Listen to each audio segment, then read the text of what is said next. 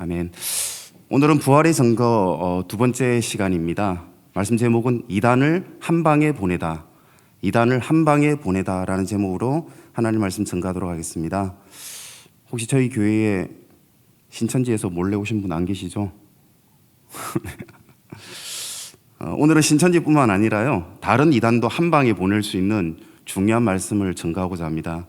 아주 중요한 말씀이니만큼 기도 꼭 해주시기 바랍니다. 기도하면서 하나님 말씀 함께 들었으면 좋겠습니다. 이단을 한 방에 보낼 수 있는 말씀이라, 그것은 바로 부활에 대한 증거입니다.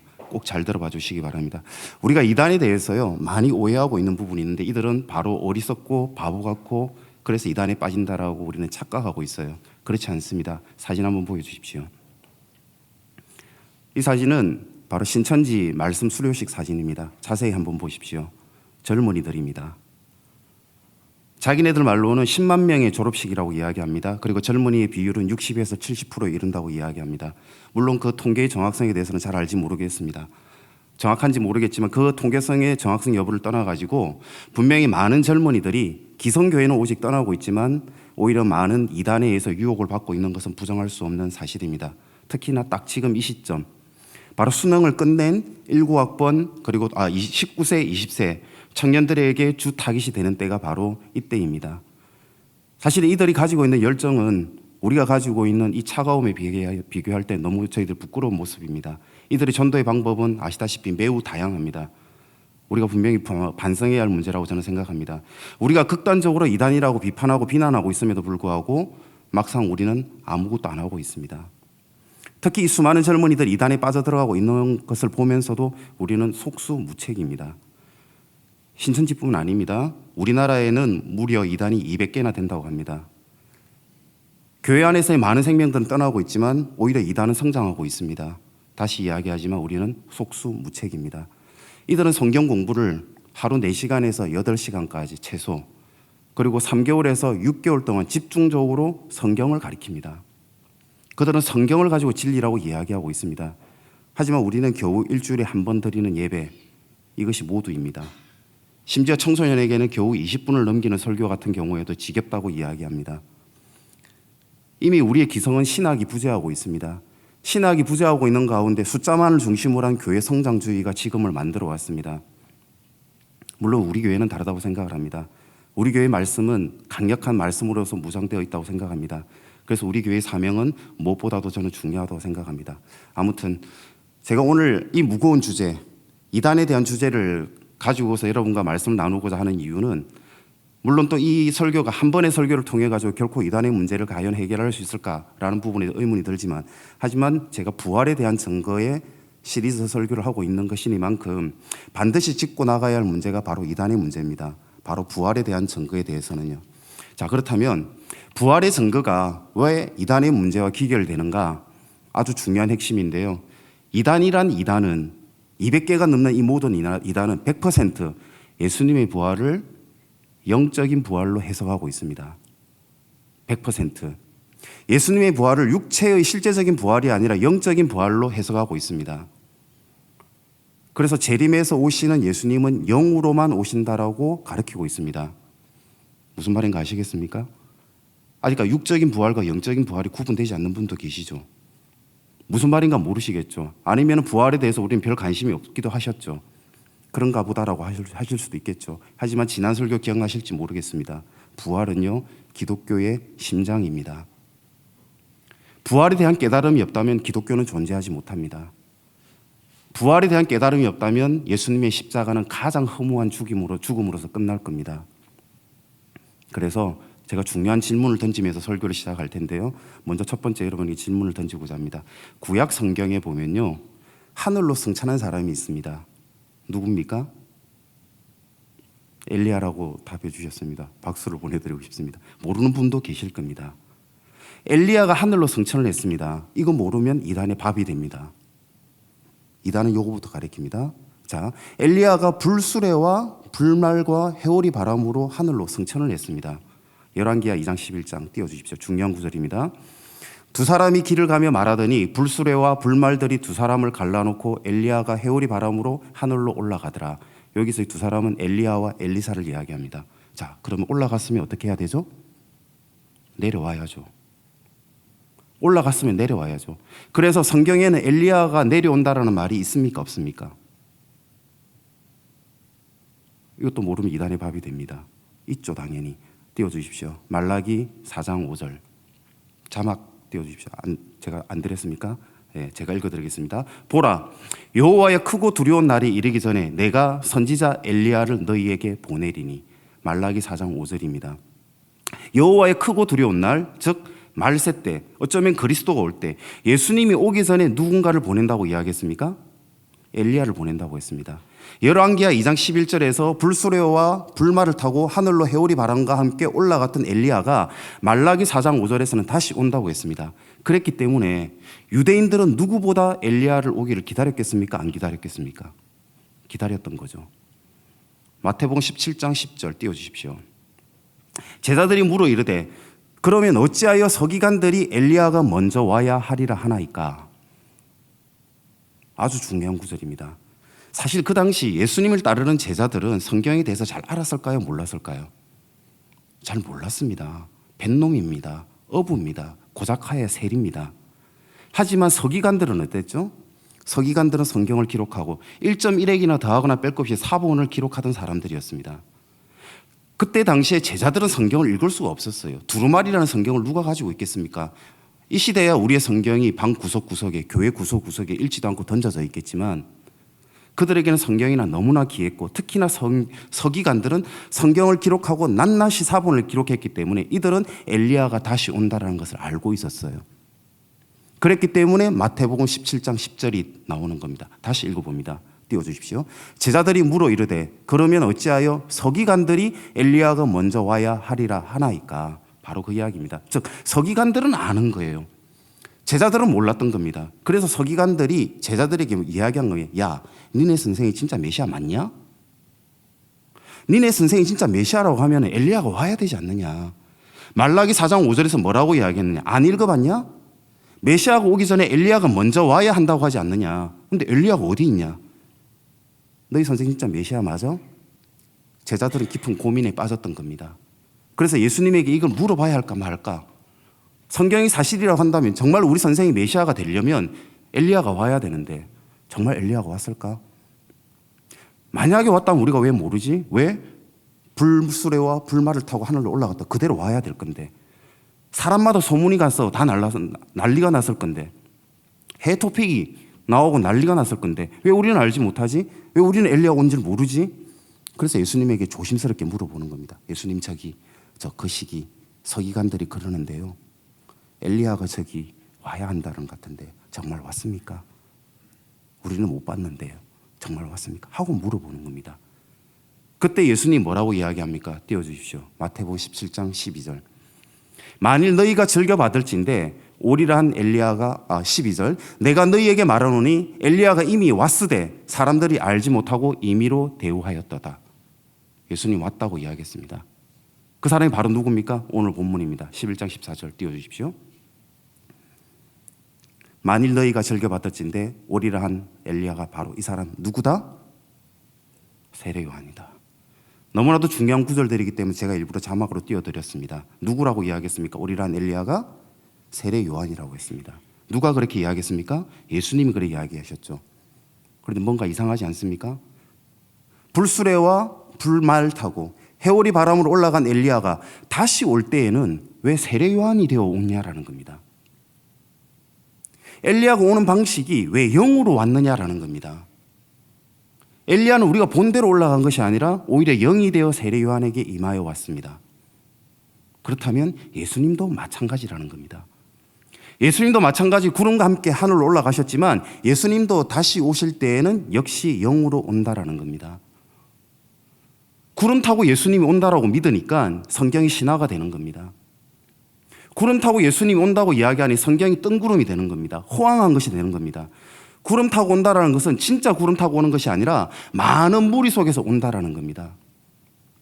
엘리야가 세례 요한이 되어서 영이 임한 것처럼 예수님 또한 재림 또한 엘리야처럼 영으로 다시 온다라는 겁니다. 이게 누구의 가르침이라고요? 이단의 가르침입니다. 또 재밌는 거 있습니다. 신기하게도 엘리야의 삶의 여정과 예수님의 삶의 여정은 너무나도 비슷합니다. 그리고 여러분 아시다시피 변화산상에서 예수님은 엘리야와 모세와 함께 만나죠. 베드로는 무지하게도 세계의 초막을 짓겠다고 이야기하죠. 이건 뭘 이야기합니까? 영적인 무지를 이야기하죠. 영적인 세계를 알지 못합니다. 제가 늘 이야기하지만. 아무튼 그 엘리야가 사르밧 가부의 아들을 살리죠.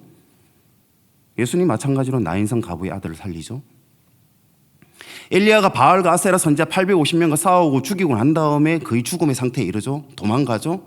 그리고 40일 동안 로뎀 나무 밑에서 다시금 부활을 하죠. 그리고 엘리사를 만나서 엘리사에게 사명을 넘겨주고 어디서 만나느냐? 다메섹 도상에서 만나죠.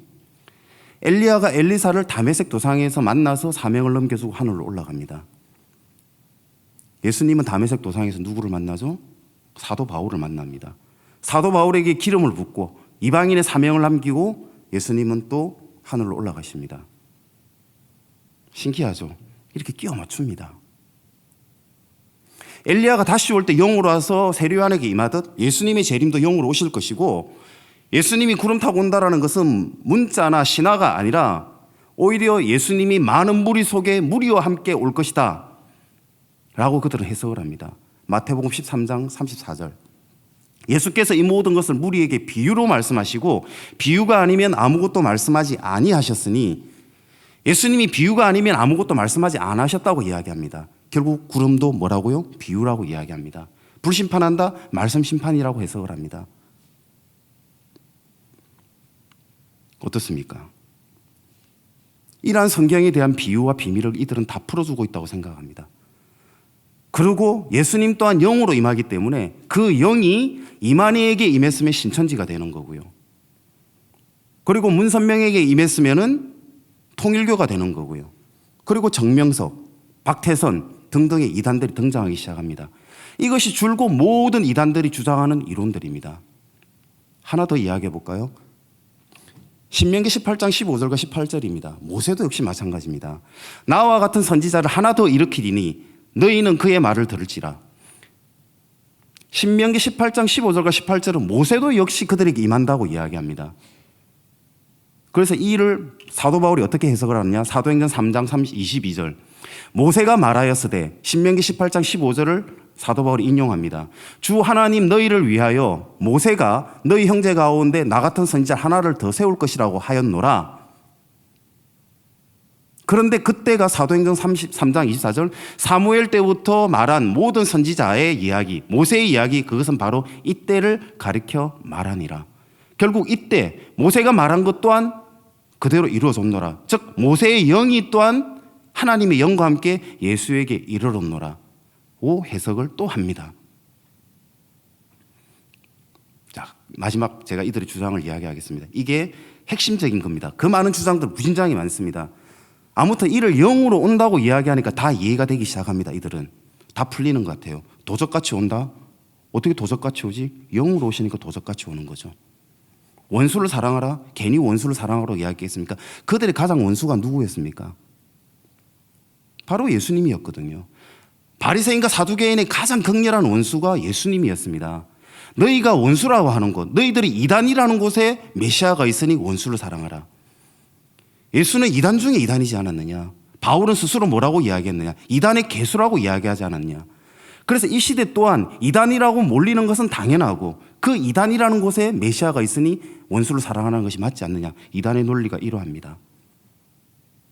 이러한 논리가 그러하니 이단에 빠지는 겁니다. 이 말고도 엄청 많아요. 이것이 최소 3개월에서 6개월 이렇게 공부하는데 안 빠지겠습니까? 설마 제가 이래 하길래 빠진 사람 없겠죠? 안 됩니다. 반면에 우리는 너무 소극적인 거죠. 뭐라고 이야기합니까? 교회 밖에서는 성경 공부하지 마라. 설문조사에 응하지 마라. 과도한 친절에 응하지 마라. 이게 정말 대책이 됩니까? 이단은요, 기어코 삐집고 들어와가지고 기어코 성경을 가리키려고 합니다. 저희들 깨달았다고 생각하니까요. 알고 봤더니 과외 선생이 이단이에요. 알고 봤더니 야구 코치가 이단입니다. 알고 봤더니 의사가 이단이에요. 알고 봤더니 학교 선배가 이단이에요. 학교 선생이 이단이에요. 아주 열정적이고 열성적인. 한 번 물면 안 놓습니다. 한 번 물리면 빠져나올 수가 없어요. 한 번 물리면 안 배울 수가 없어요. 한 명이 생명이 오면 20명이 달라붙어요. 그러면서 사랑한다 사랑한다 이야기합니다. 누구도 나를 알아주지 않았는데 이와 같은 사랑을 언제 받았느냐. 그리고 하나님 늘 부르셨다고 이야기합니다. 말씀도 너무 좋아요. 사람도 너무 좋아요. 비밀도 풀려요. 그러니까 빠지는 겁니다. 그래서 아까 제가 보여드렸던 사진 보셨죠? 거짓말이 아닌 겁니다. 특히나 어중간한 사람은 이단에 안 빠져요. 우리같이 교회에 취미로 오는 사람 이단에 안 빠져요. 기성에 있어서 일반 교회에 있어서도 열정적으로 성경을 배우고자 하는 사람이 빠집니다. 사진 속에 보였던 그 젊은이 또한 그러한 열정과 성경을 찾고자 했던 사람입니다. 자, 그럼 이제 우리 어떻게 해야 되느냐? 한 방에 보내야 되지 않습니까? 잘 들으셔야 됩니다. 제가 줄곧 하지 않습니까? 부활의 증거라는 말씀을 가지고 온 이유가 바로 그럽니다. 저의 일관된 주장은 교회가 정확하고 정통적인 교리의 말씀을 반드시 가르쳐야 됩니다. 한 번도 그렇게 배워본 적 없죠. 제대로 신학한 적 없지 않습니까? 저는 필요하다면 중학교 때부터 신학의 기본을 가르쳐야 된다 생각을 합니다. 주일 예배를 가지고서는 절대 안 됩니다.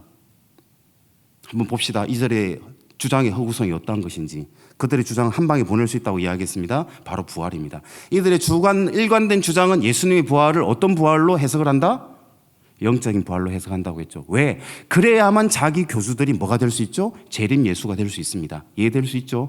엘리야의 영이 세례요한에게 임했듯이, 모세의 영이 예수님에게 임했듯이 마찬가지로 예수님의 영이 임해야 됩니다. 예수님의 영이 임할 수 있는 방법은 영으로 부활하시고 영으로 오는 방법밖에 없어요.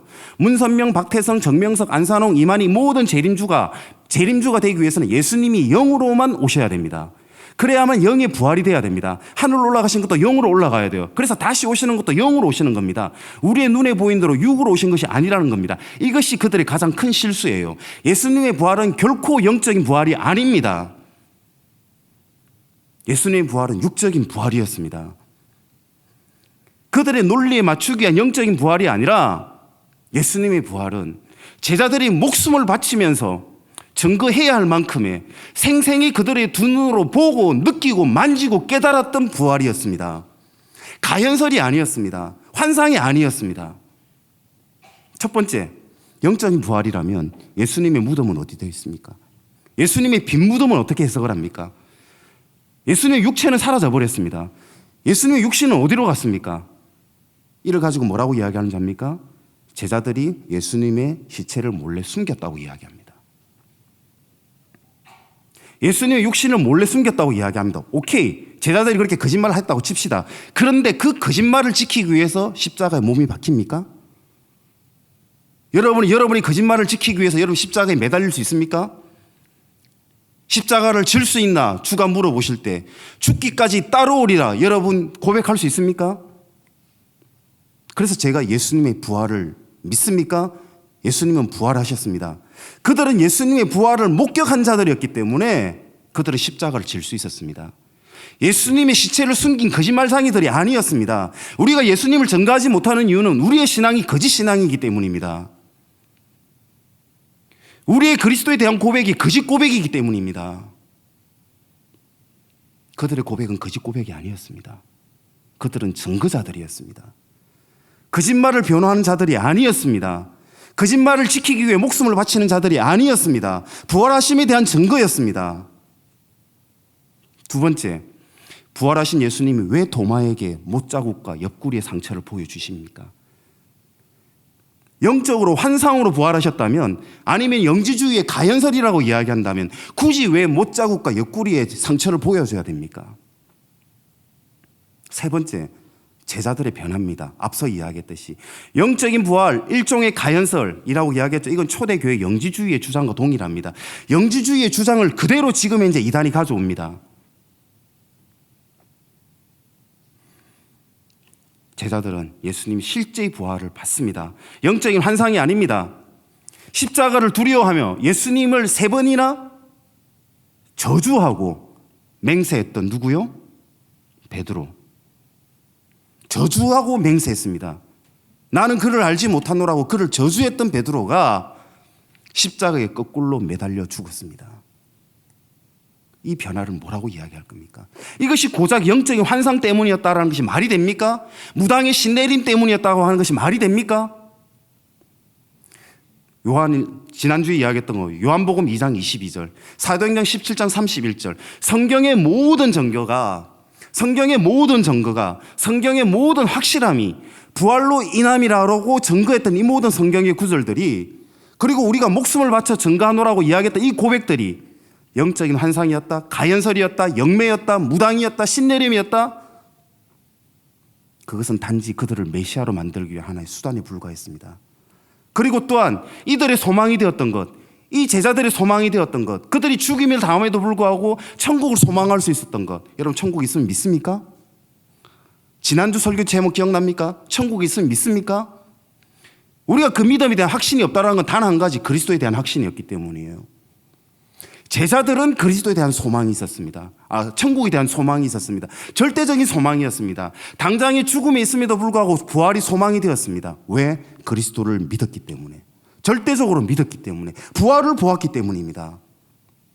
실로 놀라운 사건이었습니다. 부활은 실로 놀라운 사건이었습니다. 이 부활을 위하여 하나님은 창세기 3장 15절로부터 모든 예수님의 십자가와 부활에 대한 모든 성경의 진리의 시나리오를 준비하셨던 겁니다. 그래서 창세기 3장 15절을 원시 복음이라 신학적으로는 이야기하는 겁니다. 부활입니다. 육신의 부활입니다. 예수님이 있는 모습 그대로의 부활입니다.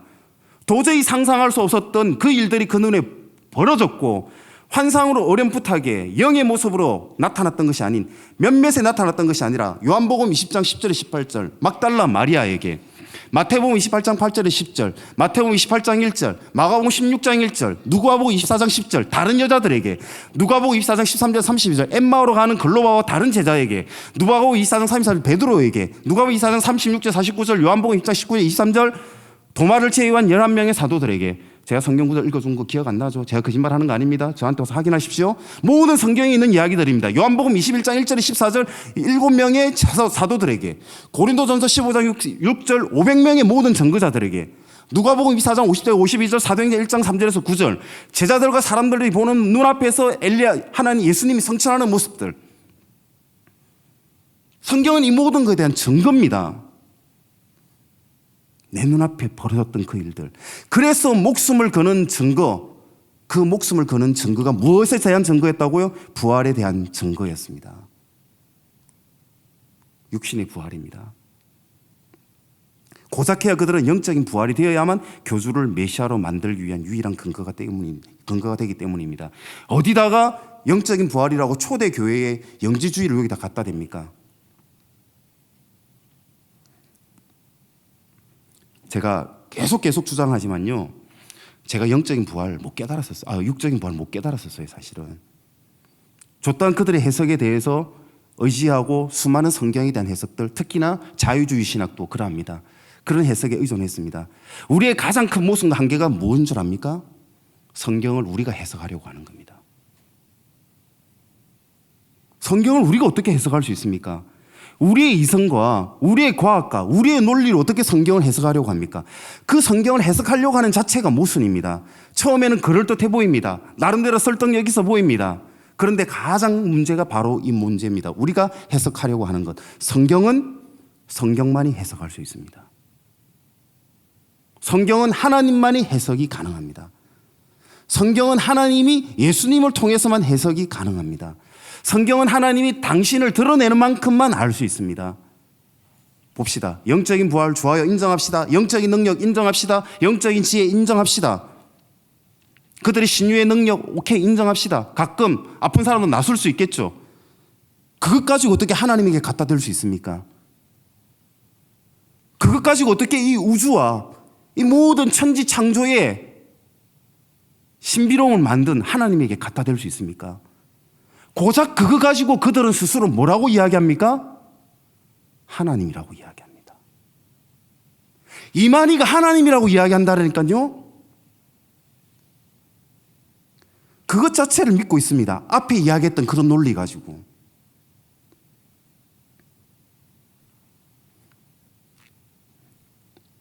우리는 하나님을 고백하는 사도신경을 그렇게 가볍게 고백하면 안 됩니다. 사도신경 아십니까? 천지를 만드신 하나님 아버지를 내가 믿사오며. 천지를 만드신 하나님 아버지입니다. 그리고 또 한 가지 매우 중요한 한 방이 있습니다. 예수님은 누구에게 낳습니까? 동정녀에게 낳습니다. 동정녀. 성령으로 잉태하여 동정녀에게 나게 하셨습니다. 이것은 하나님의 한 방입니다. 왜 하나님은 굳이 예수님을 처녀의 몸에서 나게 하셨겠습니까? 이것은 그 어떤 교수도 할 수 없는 일이거든요. 이만희가 동정녀에게 낳습니까? 문선명이 동정녀에게 낳습니까? 정명석이, 박태선이. 그 날고 긴다는 이단의 교수들이 제 아무리 몸부림치고 거짓을 갖다 대고 하더라도 결코 할 수 없는 일이 동정녀에게 나는 일입니다. 하나님만이 할 수 있는 일입니다. 그 그리스도에 대한 증거를 위하여서 성경 속에 굳이 하나님은 이 비밀을 숨겨 놓으신 겁니다. 한 방이죠? 다시 이야기하지만 부활은 이놈의 이단들이 자기네 교주들이 메시아가 되게 만들려고 한 편협한 논리였습니다. 하지만 하나님의 부활은 이 인류 사상 하나님의 존재함을 드러냈던 유일한 하나님의 증거였습니다. 모든 성경의 말씀이 진리임을 믿게 하는 하나님의 비밀이었고 하나의 한방이었습니다. 이 세상을 창조하신 하나님의 존재, 하나님의 세계에 대한 증언 확정입니다. 그래서 3년 동안 따라다녔던 제자들조차 믿지 못했던 하나님 나라, 그리고 예수님에 대한 것을 믿게 한 하나님의 증거였습니다. 제가 다시 읽어드립니다. 본문은 띄우지 않았습니다. 요한복음 2장 22절. 죽은 자 가운데서 살아나신 후에야, 죽은 자 가운데서 다시 살아나신 후에야 제자들이 이 말씀하신 것을 기억하고 성경과 예수께서 하신 말씀을 믿었더라. 부활로 인하여 이들은 믿게 됩니다. 사도행전 17장 32절 1절. 이에 그를 죽은 자 가운데서 다시 살리신 것으로 모든 사람에게 믿을 만한 증거를 주셨노라. 죽은 자 가운데서 다시 살린 것으로 하나님의 모든 것들이 진리임을 이들에게 증거로 주셨노라. 그러하였기에 사도행전 1장 22절 그들의 모든 증거는 부활에 대한 증거였습니다. 한번 보십시오. 다시 한번 성경을 보십시오. 사도행전 1장 22절 항상 우리와 함께 다니던 사람 중에 하나를 세워 우리와 더불어 예수께서 부활하심을 증거하실 사람이 되게 하리라. 사도행전 4장 33절 사도들의 큰 권능으로 주 예수의 부활을 증언하니. 사도행전 17장 18절 어떤 에피쿠로스와 스토아 철학자들도 바울과 쟁론할세 어떤 사람들은 이르되 이 말쟁이가 무슨 말을 하고자 하느냐 하니. 여러분 에피쿠로스 학파, 스토아 학파 배웠죠? 윤리 시간에 배우죠? 고등학교 가면 제일 먼저 배우죠? 그리고 아리스토텔레스, 소크라테스, 플라톤 하면서 철학 아는 척하고 있죠. 그때 이 사람들입니다. 그들과 바울이 논쟁을 하면서 뭘 이야기했습니까? 부활을 증거한 거예요. 이들에게도. 에피쿠로스와 스토아 철학자들과 바울이 쟁론을 하며 이 사람들이 이 말쟁이가 바울이 왜 허튼 소리를 하느냐라고 하니 바울이 예수와 더불어 부활을 전하기 때문이라. 부활에 대한 증거였습니다. 베드로전서 1장 3절 예수 그리스도를 죽은 자 가운데서 부활하게 하심으로 말미암아 우리를 거듭나게 하신 참 소망을 증거하고자 하노니. 이 부활을 어디다 영적인 부활로 갖다 댑니까? 이 부활을 어디다 무당의 신내림으로 갖다 대나 말입니다. 해석하기 좋고 이해하기 좋고 달콤하겠지만 하나님의 달콤한 우리의 말로 해석되는 존재입니까? 빛이 있으라매 빛이 있더라.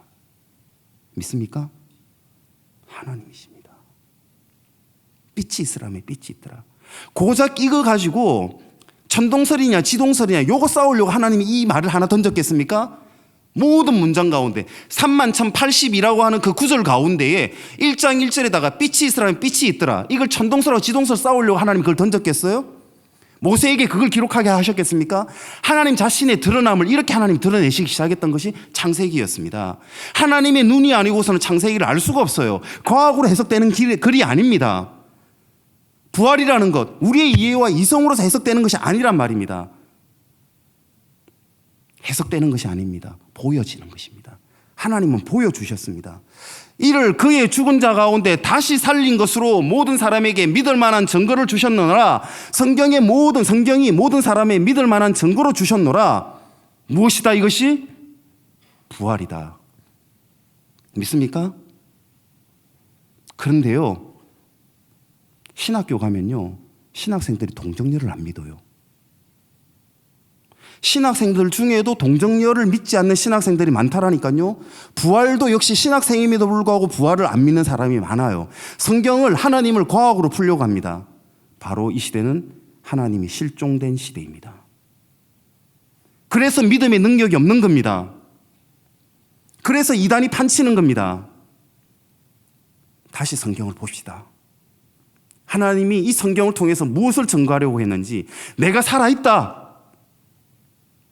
목사님께서 늘 이야기하듯이 이 교회를 내가 누비고 다닌다. 그걸 그대로 고백할 수 있습니까? 그 살아계신 하나님을 고백할 수 있습니까?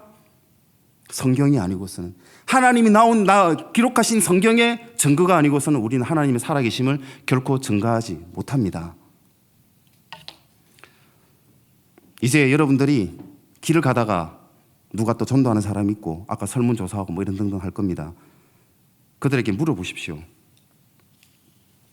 성경 공부하러 가자 하면 이렇게 물어보십시오. 이거면 딱 됩니다. 너희들은 예수님의 부활을 어떻게 생각하냐? 예수님의 부활이 영적인 부활이냐? 라고 물어보십시오.